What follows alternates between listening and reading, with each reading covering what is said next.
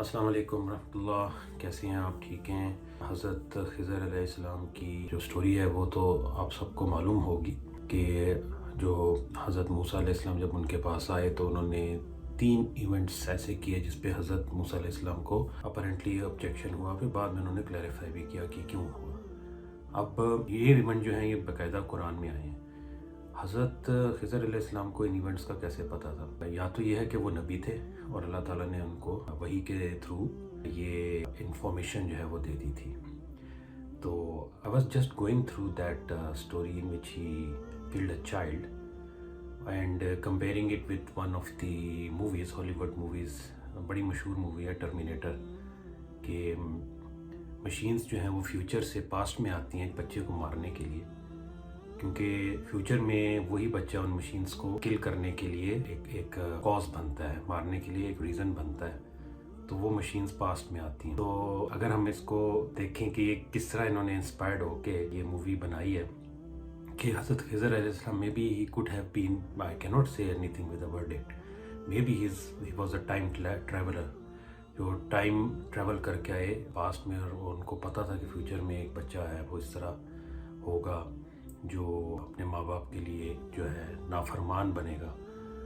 تو he knew that and he came back in time and killed him. And similarly وہ جو boat ہے اس کا بھی جو فیوچر میں اس بوٹ کو جو کنگ نے کرنا تھا اس کے ساتھ، یعنی اس کو ڈیٹین کر لینا تھا، تو وہ پاسٹ میں آ کے انہوں نے اس بوٹ کو بھی سیکیور کیا۔ اسی طرح تھرڈ ایونٹ جو وال کو ریکنسٹرکٹ کرنے کا تھا، may be he can be a time traveller but not by his own capability, but obviously اللہ نے ان کو یہ کیپیبلٹی دی، ٹائم اینڈ اسپیس کا ٹریول کرنا۔ قرآن میں بھی ثابت ہے، حضور صلی اللہ علیہ وسلم خود جب معراج پہ گئے تھے تو وہ ٹائم اور اسپیس میں ٹریول کر کے گئے تھے، تو یہ کوئی چیز انہونی نہیں ہے، یہ بھی پاسبل ہو سکتا ہے، اور یہ بھی ہو سکتا ہے کہ اللہ نے ان کو وحی کی اور بتایا ہو۔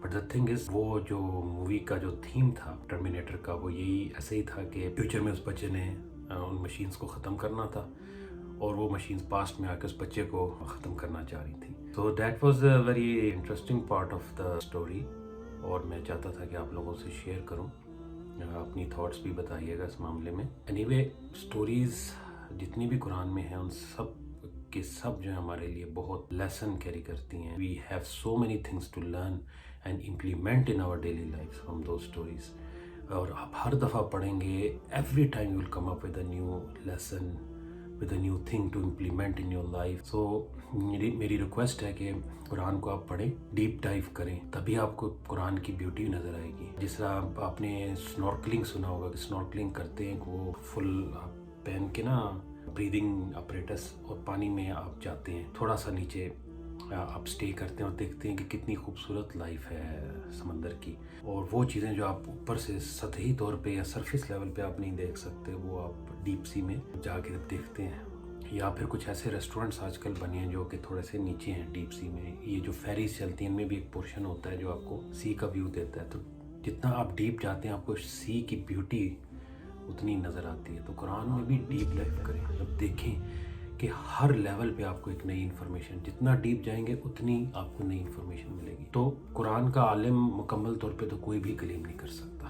جو بڑے بڑے جنہوں نے قرآن پہ زندگیاں صرف، کو بھی کہتے ہیں کہ ہم صرف سرفیس لیول پہ ہی سیکھ سکیں، سرفیس لیول یا تھوڑا سا اس کو کہہ سکتے ہیں ہمارے کمپیریزن کے مقابلے میں تو بہت زیادہ ہے، بٹ اگر ان کا کلیم سنیں تو وہ کہتے ہیں کہ ہم نے قرآن ابھی تک پوری طرح ہم گریسپ نہیں کر سکے اور نہ کر سکیں گے۔ اس کی جو نالج ہے دیٹ از سو بگ، اور آپ اس کو ہر طریقے سے پڑھیں۔ جو بلاغہ کی اسٹڈیز ہوتی ہیں اس میں بیسیکلی اس طرح قرآن کو اسٹڈی کیا جاتا ہے کہ اس لفظ کو اس طرح کیوں نہیں یوز کیا گیا، اس طرح کیوں نہیں کیا گیا، اس طرح ہی کیوں کیا گیا، اس طرح کی ریسرچ ایک ایک ورڈ پہ آپ سوچیں، پوری بکس لکھی ہوئی ہیں۔ تو میں تو یہ کہتا ہوں کہ میں کلیم نہیں کرتا کہ میں کچھ جانتا ہوں، میں کلیم نہیں کرتا کہ میں کوئی عالم ہوں یا مفتی ہوں یا میں نے کوئی بہت کمپریسو اسٹڈی کی ہوئی ہے۔ میری تو جسٹ ایک آبزرویشن ہے، اور ونس اگین میری پچھلی ویڈیو میں بھی میں نے کہا تھا کہ میں کوشش کرتا ہوں کہ میں برج بنوں۔